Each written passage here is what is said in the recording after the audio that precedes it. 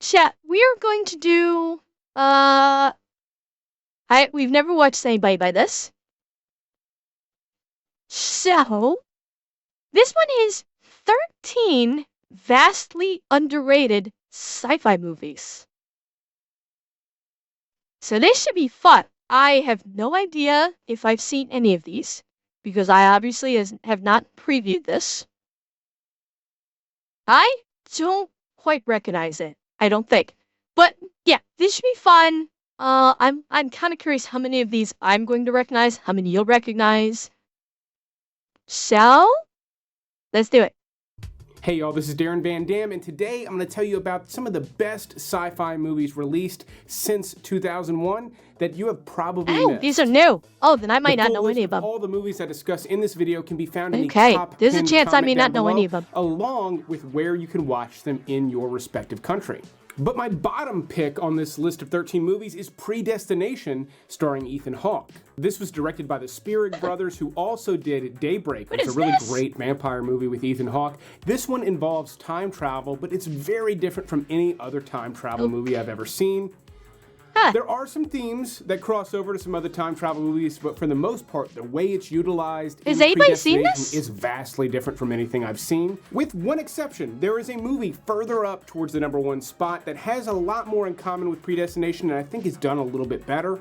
But in terms of quality on this list, there's not much separating my bottom pick and my top pick. This is a list of bangers, and Predestination has some twists and turns you will never see coming. Plus, it's some good directors, great actor in Ethan Hawke, and a pretty good supporting cast. Oh, Ethan Hawke directed it. Okay, that could be fun. The most sad movie on this list, and one of the most sad and depressing movies I've ever seen, but it is beautifully done and has some incredible... Why do I get the feeling, the fact they said sad and depressing? Okay, for those of you that have seen it, is it... Tell me this, is it like the butterfly effect? Is that why he said it's sad and depressing? Is it similar in vein to the butterfly effect? Where he can travel back in time? No? Okay. Okay, yes, okay. Because that's, when given the time travel aspect and he said, oh, it's sad and depressing, I'm thinking, is this kind of like butterfly effect? Where, because that one was seriously sad. I don't know how many of you guys have seen it, but the ending for that, actually, I don't think I ever saw the actual original ending for the butterfly effect. I think I only saw the director's cut ending. And that one is extremely depressing. I know, that's why I'm talking. That's why I haven't hit play yet, and I'm still talking, because people have asked. You saw both, Kunder? Yeah, like, Kunder, remind me, how did the butterfly effect original ending end? Because I'm pretty sure I only saw the director's cut end and not the original theatrical ending. Because from my understanding, the director's cut ending was a lot fucking darker than the theatrical. Like, did it have some kind of a positive ending? Gave up everything, just let life go and did his own thing. Okay, yeah, that was the theatrical. Yes, with Ashton Kutcher, correct, Potato. I'll spoil it. If anybody doesn't want spoilers, mute the stream now for the next minute or two. But the butterfly effect director's cut, the way it ended is Ashton Kutcher travels in time. No, butterfly effect bench, not Shape of Water. No, it is not. Butterfly Effect is about Ashton Kutcher discovering he has the ability to travel back in time, and he can change events in his past, but every time he changes an event, it creates the butterfly effect. So a small change in his past results in massive changes in his present. Like people becoming completely different, not even being there, being dead, or having moved away, and it's basically destroying his life. And what he ends up doing in the director's cut is he time travels, or he himself. Like basically every small change he makes in the past has a ripple effect for the worse in his present. Like things get worse and worse because every change he's made, no matter how small, has had this big ripple effect. And the director's cut of the movie ends with him traveling back in time to when he is in his mother's womb and unalives himself with his own umbilical cord in his mother's womb. That's how they ended the movie in the director's cut. Insanely dark ending. And that's the version of it that I saw. So that's why I was curious if when he said it's very sad and depressing premonition, that it was similar to like the butterfly. Yeah, again, it was the director's cut. That was not the theatrical version. Uh-huh. It is the director's cut. It's incredibly dark and depressing. Incredible sci-fi imagery in The Fountain. All flesh decays. Death turns all to ash. And thus, death frees every Why soul. does this... Is this a thing? Now, This seems is familiar. directed by Darren Aronofsky, whose latest film, The Whale, is currently in theaters, but he's most known for movies like Requiem for a Dream and Black Swan, and The Fountain fits in with those types of movies pretty damn well. Hugh Jackman and Rachel Weisz are both incredible Oh, it's a in Hugh this Jackman movie. It does have some really depressing elements, but it is beautifully shot. Oh, he's and sensing it a takes theme. place in 3 different time periods or headspaces. It's kind of hard to tell, but each one of them, again, is filmed beautifully, and one of them creating some incredible science fiction visuals that are just absolutely stunning. They're like worth the Interesting. price of admission. But then on top of that, you get this really interesting movie Wow, directed this looks by like a Darren mindfuck. Aronofsky that you're probably not going to quite wrap your head around when the credits roll. Now, my next pick is the type Yeah, of I indie think film so. I really love to recommend on this channel. It's solid stuff. It's a great sci-fi movie that's incredibly well Okay, done with Blurred, have a great good cast, night. but it flew in way under Is the... it I vaguely remember hearing reviews about The Fountain that they're like visually it was stunning, but the story was incredibly weak. That's the one thing, and it basically was here and gone, and nobody gave a shit about it. Primarily because the story was very weak. Radar. Midnight Special stars Michael Shannon, Joel Edgerton, Kirsten Dunst, Adam Driver, and has an incredible supporting cast as well. And this is actually directed Never by heard of Jeff this. Nichols, who also did Mud with Matthew McConaughey, another one of my favorite movies to recommend on this channel. Midnight Special does reach quite a bit, and I think it does get there. It's just not quite as solid as some of Jeff Nichols' other work, but still What an is incredible little this? sci-fi film with a PG-13 rating that punches way above its weight. Now, my next pick is not only a comedy, because I do think there are some great science fiction comedies that come out every now and then, but it's also kind of a romantic comedy in a very non-traditional sense. I Silver. Safety not guaranteed. You ever face certain death? If it was so certain, I've heard wouldn't be about here, would this. This was actually directed Okay. I never saw it, but I know what this is based off of. They made this movie based off of not a meme, but back in I don't think it was 2012. I think this actually occurred back in the late aughts, maybe 2010. So I do know the backstory of of how this came to be. Somebody put a news paper like a help wanted ad.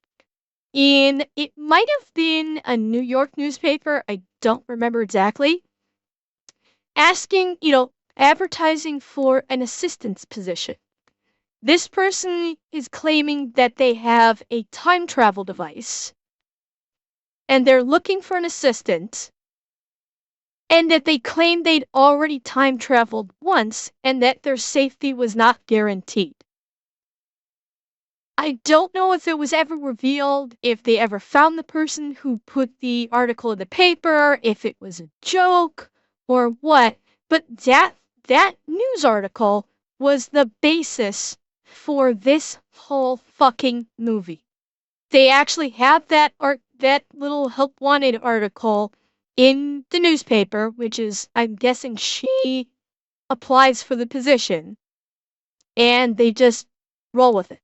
directed by Colin Trevorrow before he began directing the new Jurassic World series. It stars Mark Duplass and Aubrey Plaza, but you also get a really great role from Jake Johnson. Aubrey Plaza plays a journalist, kind of a tabloid journalist, who finds this interesting ad asking for someone to travel into the future, and she decides to investigate this really bizarre character played by Mark Duplass. And not only is the setup for this really interesting, and it's really well directed and has some funny actors. Is he gonna say it? It's also kind of a sweet movie that's tied together pretty well. If you tend to like sweeter little indie movies with interesting twists and turns, Safety Not Guaranteed is an incredible one. If you go into this one expecting a wild sci-fi romp, you're probably going to be a little bit underwhelmed. Well, I mean, J10, the article, or the Help Wanted ad, came out in the newspaper, like, I want to say it was the late aughts,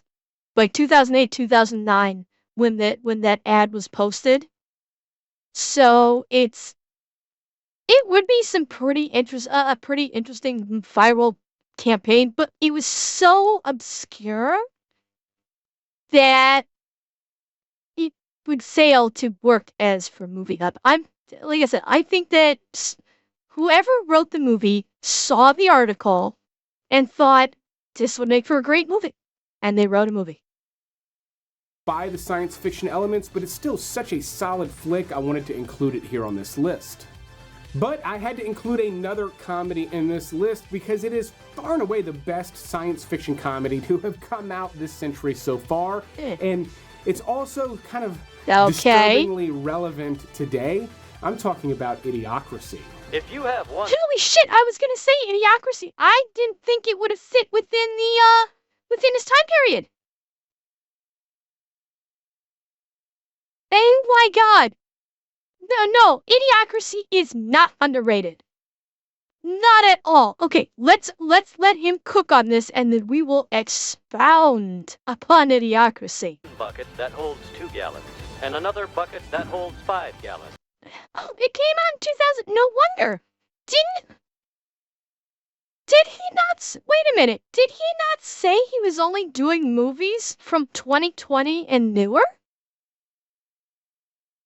I didn't even think he talked about Idiocracy, because at the very beginning, didn't he say, 2001? Oh, I misheard him. Oh, okay, then I very well obviously know a couple of these, because goddamn do I know Idiocracy. Yeah. If ever there was a Nostradamus of movies, it is Idiocracy. This is literally the Nostradamus. This is more of a Nostradamus of movies than The Simpsons. Okay? That is how fucking scary this is. Like, I don't know if Mike Judge is a soothsayer or what, but he flat out predicted the future. Nearly 20 years later. It's like, oh... Because everything he has put into this movie is relevant today. Oh, Alex, at least half of what is in this movie is relevant today. It has electrolytes. Do you have? 2? Now, for the uninitiated, this is an incredibly funny movie created and directed by Mike Judge, who's most famous for movies like Office Space. He also created Beavis and Butthead and King of the Hill. Fair. So if you're a fan of his brand of comedy, Idiocracy is one of the funniest things he's ever created. Luke Wilson plays a soldier who's put into a hyperbaric chamber, and when he wakes up years, if not decades... No, not a hyperbaric chamber. A hibernation chamber. Yeah, Els, I thought the same thing. I'm like, that's not... this man doesn't know what a hyperbaric chamber is. It is a cryogenic hibernation pod. Not a hyperbaric... My fucking god, I can't believe... Alright, I'll offer a little bit of forgiveness. Yeah, I'll offer him a little forgiveness. Maybe he tripped and said the wrong word and did not realize it. Maybe. I'll give it a little bit. I'll give it. Uh, Possibly Ping. Michael Jackson might have fucked around with hyperbaric chambers.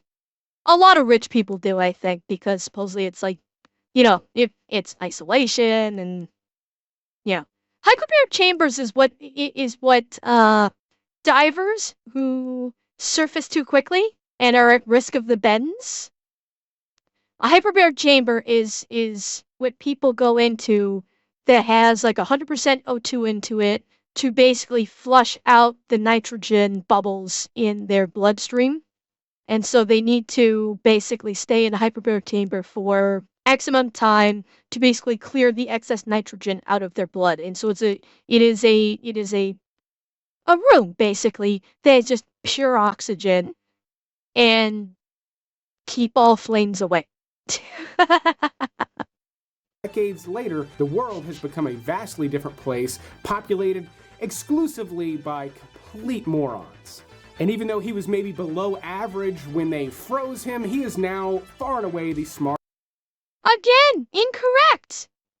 Incorrect. The movie explicitly states that Joe was absolutely average. This statement he just made here, Even though he was maybe below average when they is incorrect.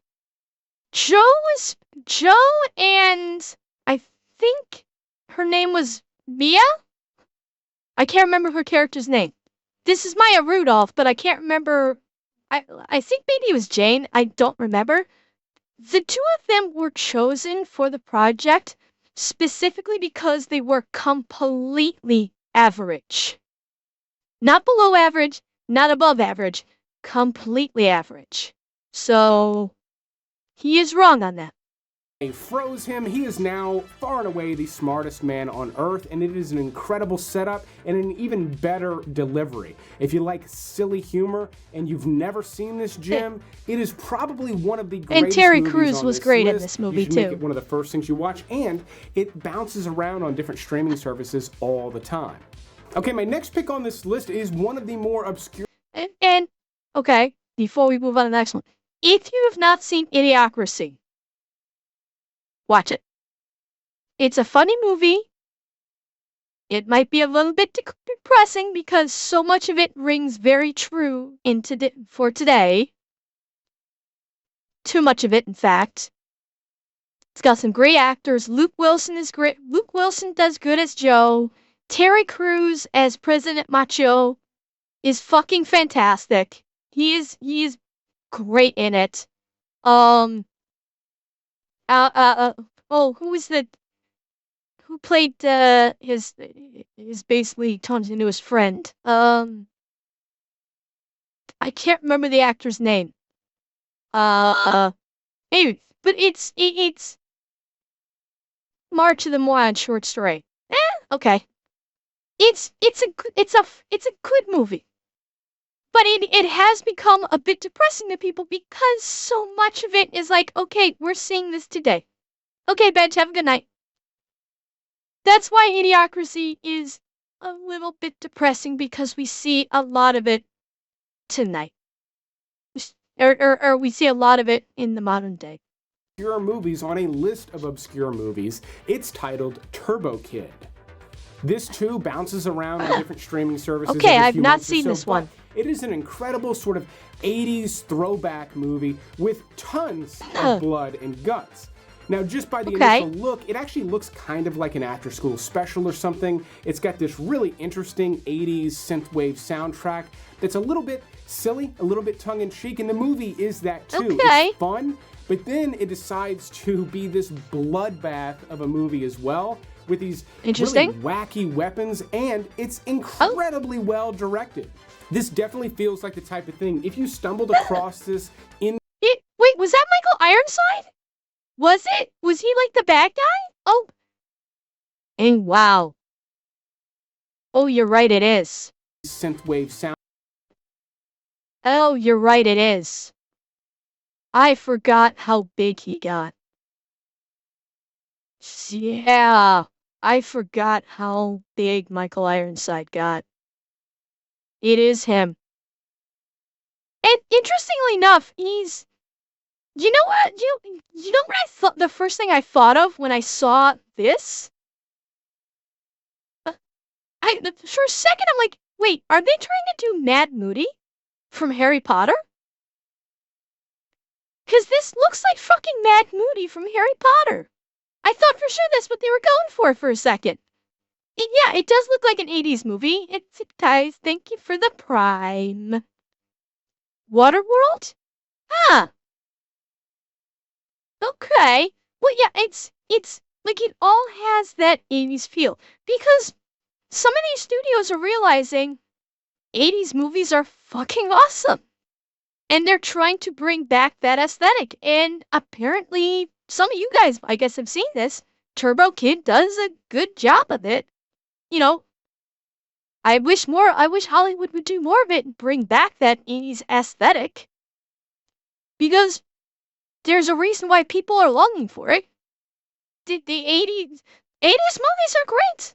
80s and even 90s movies are great. That's true. He did put on the eye patch. That's true. He did. I forgot about that. It's been a while since I've seen Waterworld.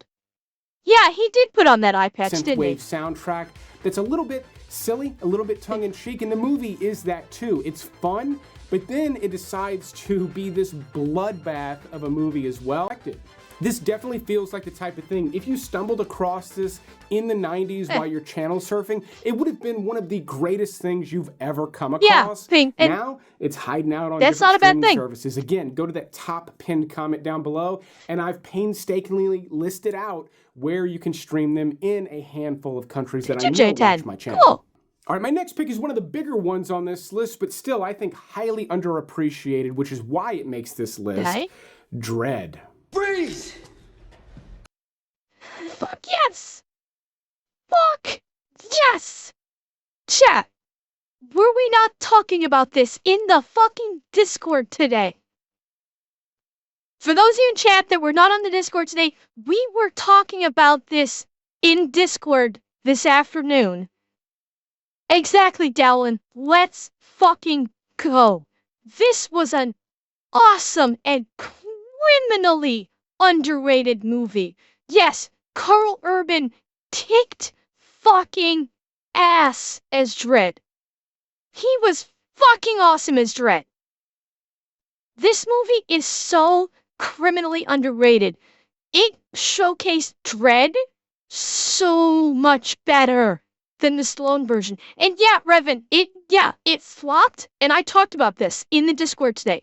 It flopped because the studio didn't promote it.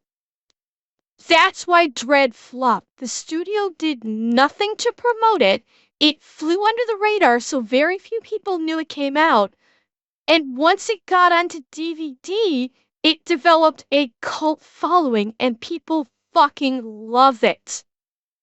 Unfortunately, the studio has gone on to different things, and there's been talk about trying to do a second Dredd. I don't think it's going to happen, but that's why Dredd flopped at the box office, because it simply did not get promoted. The studio slept on it, and so nobody knew it was coming out.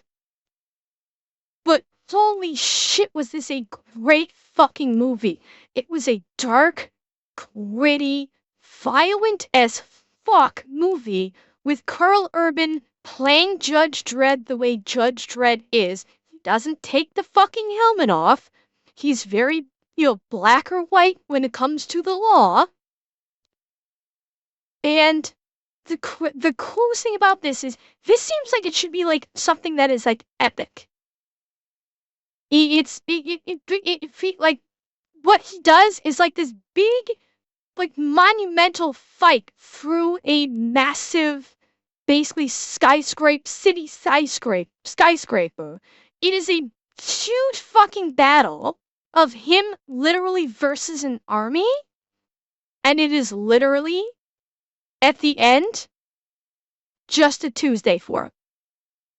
It's just a Tuesday. And the next day, he's gonna go back and do it again. That's the crazy part. Okay, Kanito, have a good night. Yes, Dwayne, you must see this movie. This is a great fucking movie. Unbelievable and underrated, and that is the fault of the studio. The studio fucked it up, the advertising, because this would have been done so good if they actually advertised it. Why? Now, this is a reboot, or essentially just a brand new entry into the Dredd series. It's not really connected to the Sylvester Stallone movie. Yeah, now, she did. I'm not particularly fond of this director's work, but the screenplay for Dredd was actually written by Alex Garland, who has written some of the most incredible sci-fi movies released this century, including another one further towards the #1 spot on this particular list. But he also did Ex Machina, which he actually directed. Same time. Yes, Homely, this is Dredd. This is the Carl Urban Dredd. Did he?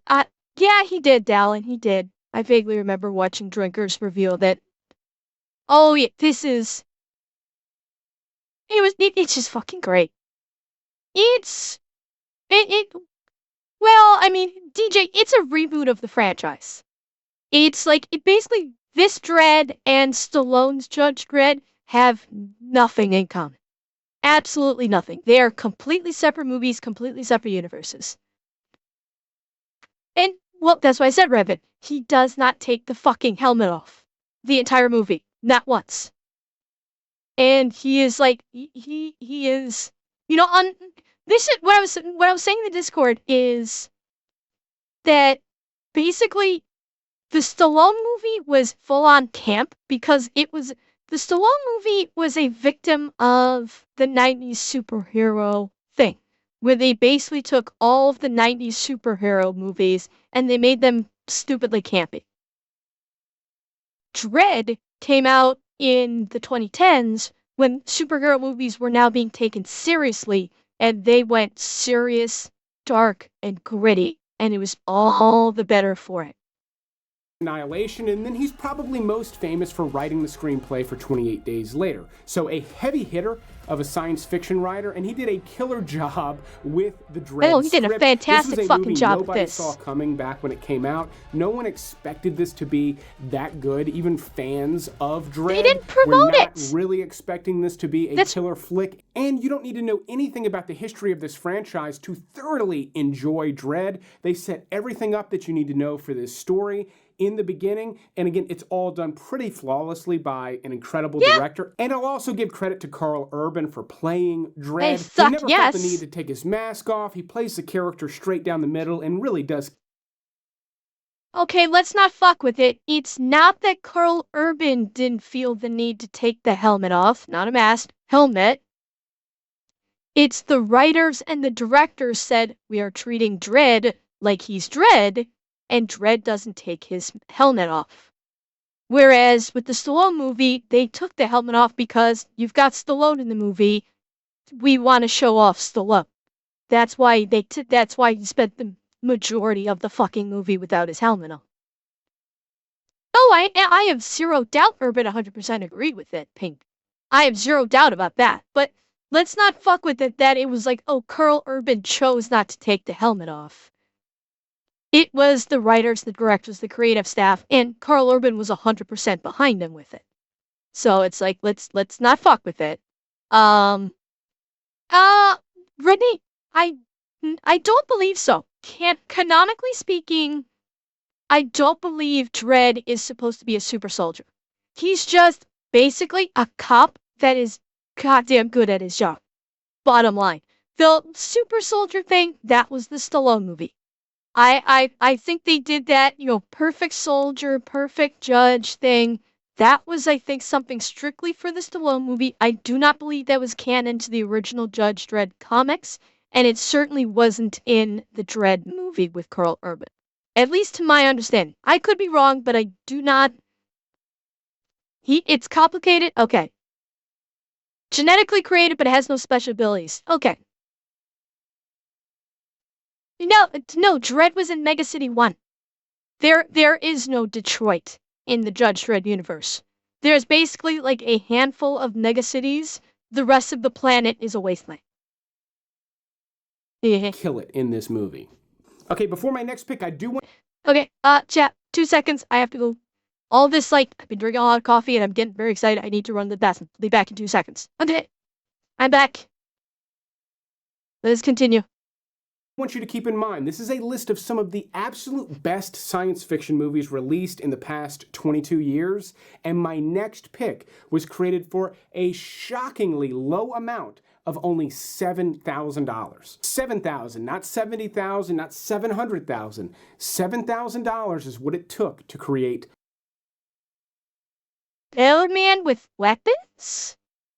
What do you mean, Grey Wolf? I don't understand what barman with weapons means. 'Cause Dredd was a judge. Granted, the comic looked, the comic look was kind of wonky. It was a little bit exaggerated in it, the style was kind of sort of a little bit goofy, but it's anyway. But beyond Primer. You're talking about making a bigger one.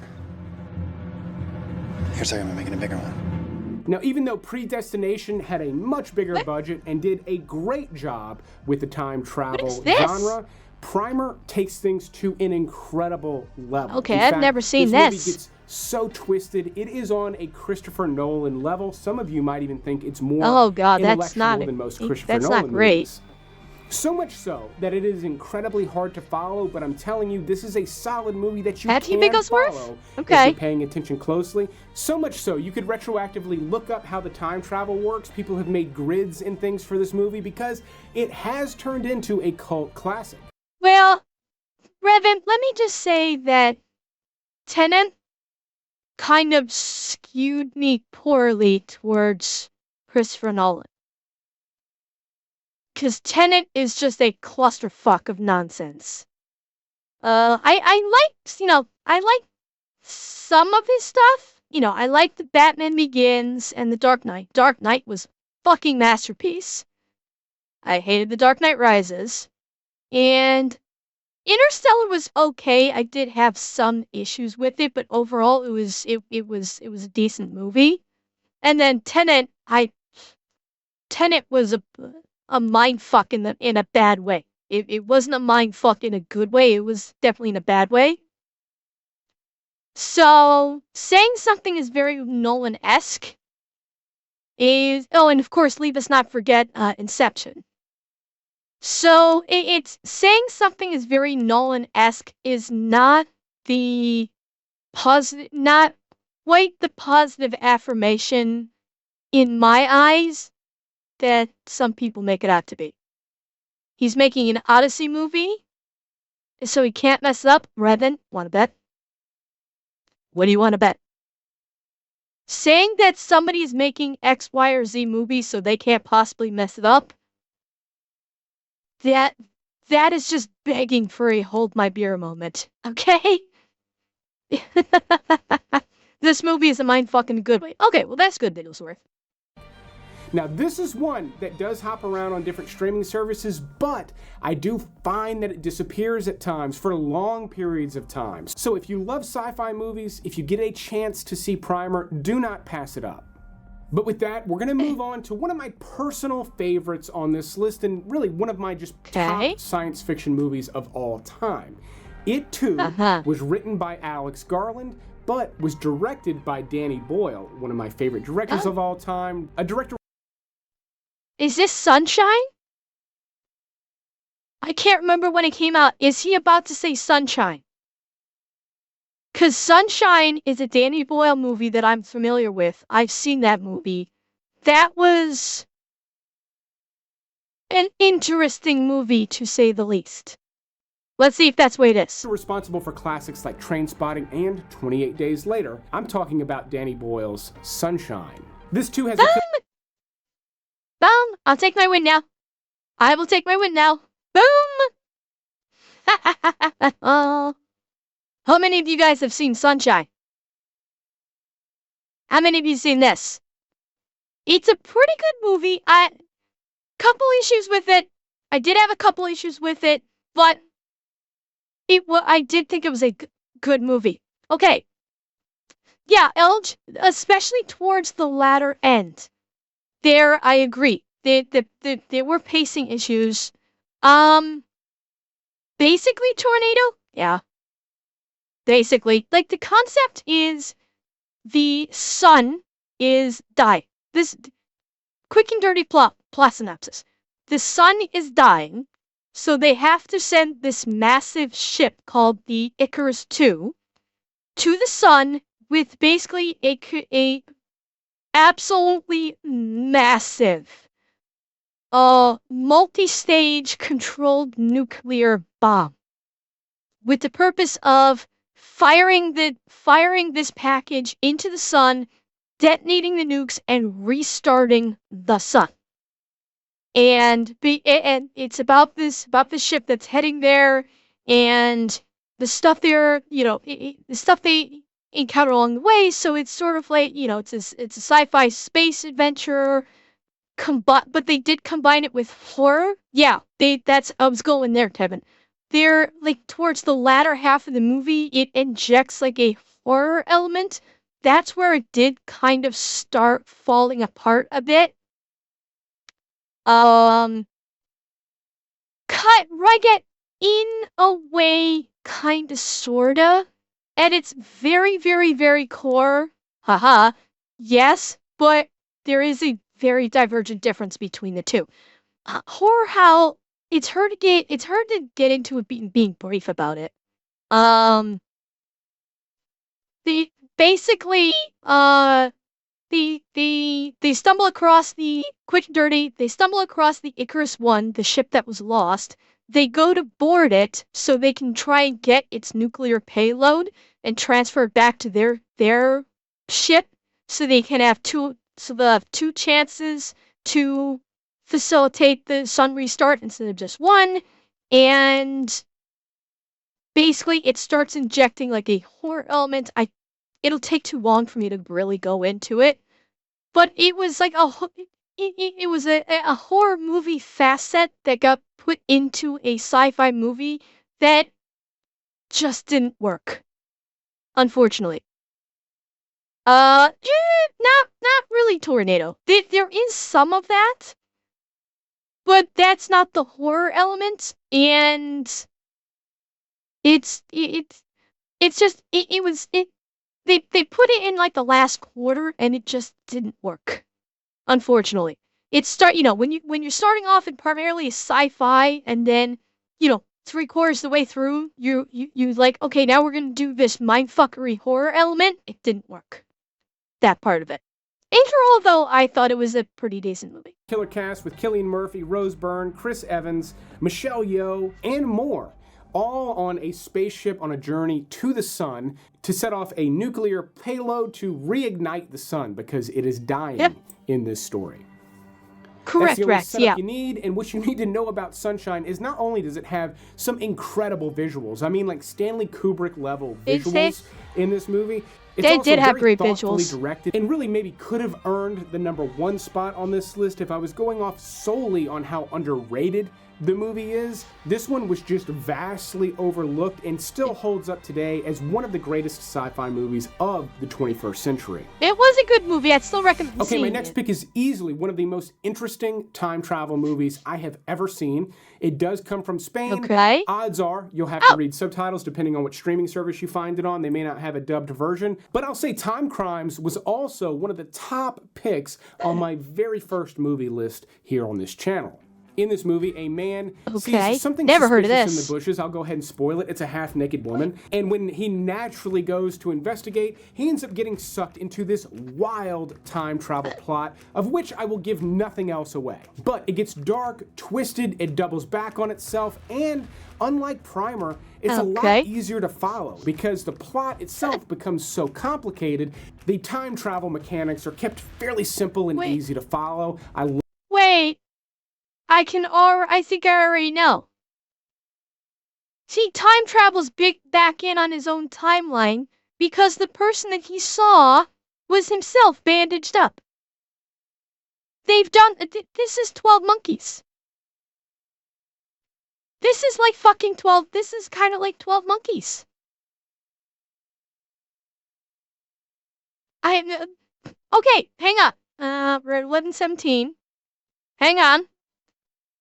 Naturally goes to investigate. He ends up getting. That's him in the future.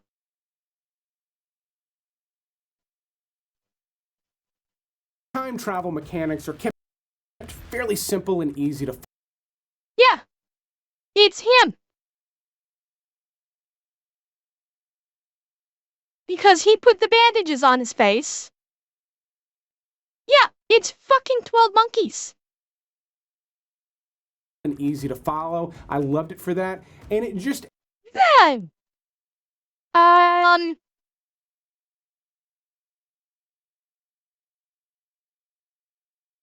For that, so and it just he's trying to in this SA beautiful her? way that you're not going to see coming, even with me telling you that you're not going to see it coming. This thing escalates in a way that just blew me away. I've watched it several times since, and I'm really surprised by this movie every time that I see it. But my next pick on this list is for the art film crowd, and odds are most of you have seen it. But for the handful of people watching that love incredibly bizarre sci-fi movies that somehow did not catch under the skin, yes. I'm gonna give you. Yes, Raul, I have seen Wreck, and I've seen the Americanized version, which was kind of a one-for-one remake almost of oh fuck, what was it called? Shit! Quarantine. That's what it was. Yeah, I've seen Wreck, and I've seen Quarantine. Quarantine is the Americanized version of Wreck. It is almost a one-for-one copy. But yes, I have seen it. Yeah, Wreck was the Spanish version. They actually did a Wreck 2, and Quarantine was basically an American studio basically literally copied Wreck, but made it Americanized. Correct. Yeah, Robo, that is correct. The Spanish version did take a supernatural route, and Quarantine went full scientific. You are correct. Yeah, but I know. Yeah, Wolfie. He definitely loves talking about the rabies. He does. Is it rabies? I bet it's rabies. Oh, I know, Silver. I know. Quarantine 2, I didn't like as much because it lost a little something from Quarantine 1 because Quarantine 2 was not that found footage style. So it did lose a little bit of the flavor, but Quarantine 2 was okay. It did have some issues. And Quarantine 1 suffered majorly because Quarantine 1 literally spoiled its own fucking ending with its preview. The preview of Quarantine literally spoils its ending. They have the last moments of the movie in the preview. If you've seen the preview, you see how the movie ends. Big mistake on that. A brief description. This is directed by Jonathan Glazer, who is one of my favorite directors who's only done a few heard about movies. This one. I heard about this one, Scarlett Johansson, where she's like an alien. I never had a chance to see it, but I have heard of this one. Being Sexy Beast. But Under the Skin is also a very Stanley Kubrick style sci-fi movie. Scarlett Johansson actually plays an alien who is consuming men. But what's so interesting about the filmmaking process here is they actually put Scarlett Johansson in this van. She drove around and literally picked up guys. Some of the guys that get into this van are real people off the street. They make it into the final movie. And they also signed waivers so they could progress and be in other scenes in the movie. Not only is that filmmaking process interesting, it creates this eerily realistic vibe, and then you get incredible cinematography. Not like Species. Yeah, it's like she's seducing the men to basically consume them, whereas with Species, Eve was seducing men to get pregnant. Eve wanted a baby, so little different. movie. This is not a big, over-the-top, wild movie with this big climax or anything. Again, this is for the art film crowd, but if that sounds like I think there was sex, Robo. Under the Skin I do is think there was a fair bit of but sex. Also just incredibly beautiful. Okay, my number 2 pick on this movie features probably my favorite actor of all time, Sam Rockwell, as the sole inhabitant of the moon in Moon. Lunar I've Industries heard about remains this. the #1 provider of clean energy worldwide due to the hard work of people like you. Now, this was written and directed by I heard Duncan about Jones, this one. who is the son of David Bowie. He would go on to do Source Code and some other You saw movies this that were one? kind of You did see this one, Merlin? I've been kind of wanting to see this. This one feels from what I understand it, this was sci-fi, but it was far more so it was more of a psychological movie. Because I think he might go into this. I don't know if I'm remembering the movie right, but I think he spends all of his time alone, and I think the computer is sentient, and he only has the computer to keep him company. And when his relief comes, okay, I don't want to. If it's the twist, I think it is. I'm not sure I want to give it away. Because I do believe I heard what the twist for this is, but I'm reticent to reveal it because it's actually a pretty good twist. So, unless everyone in chat wants me to say what I think it is, I won't say anything. meh, but Moon is far and away his best work so far. In the first half of the movie, you're really just following Sam Rockwell as he goes about his business as this caretaker for a moon base. And because it's Sam Rockwell, he keeps it fresh and interesting the whole way through. It is interesting to watch him do his work on this moon base, but the plot thickens about halfway through, and it gets real thick real fast. There's actually a lot of twists and turns in this, and kind of an incredible message and idea at the core of Moon. On top of it being just a really solid flick that I know a lot of people love. If you've missed it, definitely try to get your hands on a copy soon. Quick question for, was that there's like, there is, and like I said, I think I know what the twist is, but I'm not going to give it away. I do have a question though, for those that have seen it. For those that have seen this movie, there's something that I must know. I must know. Does he dance? Does Sam Rockwell dance in Moon? Tell me. Because I believe it's something like in his contract that every movie Sam Rockwell is in, he dances. So does he dance in this movie? Okay, Grey Wolf, have a good night.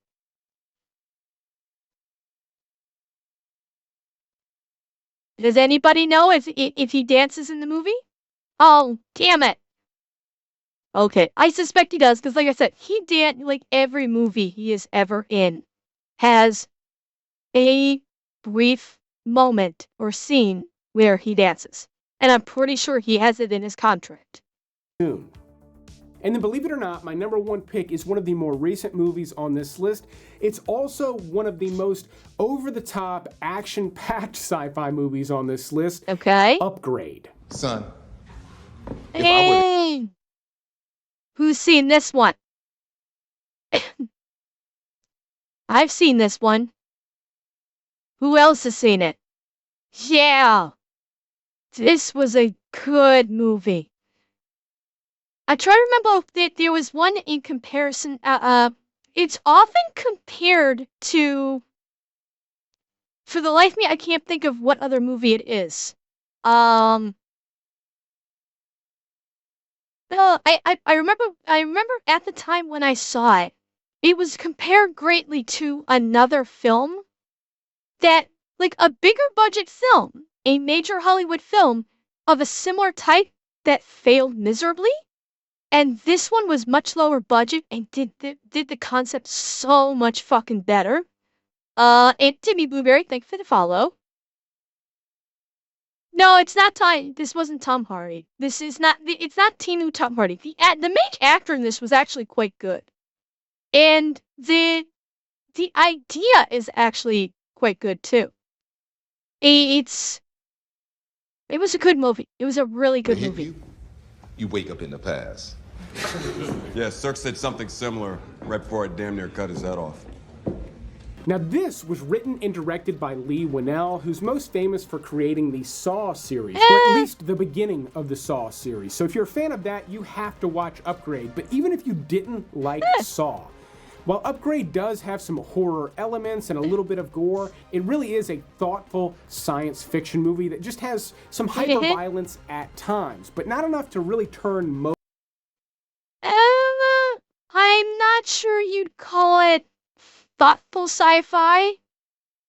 Upgrade is kind of more of like a revenge movie.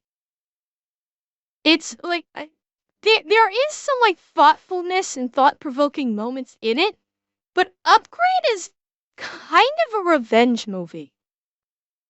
More than anything, that's kind of the premise behind it. So, and the ending is the ending is quite the plot twist. Although I'm trying to remember, I think I kind of detected the plot twist just before it came. Yeah, it's maybe it could be Venom that I'm thinking of because of, like, to a degree. Obviously, like, this guy doesn't have a symbiote in him, and you don't have, like, the symbiote come out and you turn into Venom, but you have that basically that second voice in his mind thing, and I don't want to give away too much because it is a really good movie, and if you can see it, see it. So it is a good movie, but yeah, I'm thinking maybe it was like this was the movie. Like, this was the route that Venom should have gone in terms of the dynamic between Venom and Eddie. That they should have gone the route Upgrade did in terms of the voice in his mind and body control and things like that. Most people off. The basic setup here, though, is that a man played by Logan Marshall Green, who does a killer job in this movie. I think he's a highly underrated actor. He's paralyzed in a car accident and then is given an opportunity to be implanted with this chip that will allow him to walk. But the chip has a mind of its own and is able to control his body. This makes for some clever sequences that are incredibly fun to watch. I mentioned how good Logan Marshall Green is in this movie. Keep in mind, he has to basically do two... Yeah, that scene right there... cause he's like, this scene right here, great fucking acting on his part. He's beating the holy shit out of this guy, not by his own choosing. The computer chip has taken over and is basically, the computer chip is controlling everything in his body from the neck down. Okay, the computer chip has control of his body from the neck down. And the computer chip has taken control and he's basically going ham on this guy, beating the holy shit out of him. So the character, is begging the bad guy, please stop, just give up. Like, literally begging him to stop. And it's juxtaposed by this, you can see his face here. He's literally pleading, please just, he's begging the bad guy, please just stop, give up. I don't want to hurt you. Please. And in the meantime, his body is continuing to beat the fuck out of him. And you actually see, like, the body and the head are almost like two completely separate characters in the scene. The juxtaposition between extreme violence from the body and agony and like, despite terrified and hating what he's doing in his face. It's a phenomenal job. Keep in mind, he has to basically do two performances at once several times in this movie. He has to be fighting people with this body that's basically out of his control, and then his face has to be reacting to the carnage that his body is creating. There you go, exactly that. It's a wild scenario that I've never seen in a movie before, And it earns big points for me for that, but it's also just a solid flick with some solid storytelling elements and incredible production design. Really, it was really good. Fantastic, really good movie watching experience. If you missed it, try to check it out. But that is the list. I will keep making these videos as long as you keep watching them. But thanks for checking out this special sci-fi episode, and you will see me on the next one. That was cool. There were a couple of really good movies in there. Yeah, good list. I didn't know all of them, but a couple of the ones that we did see, oh, yeah, those were good. Those were frickin' good.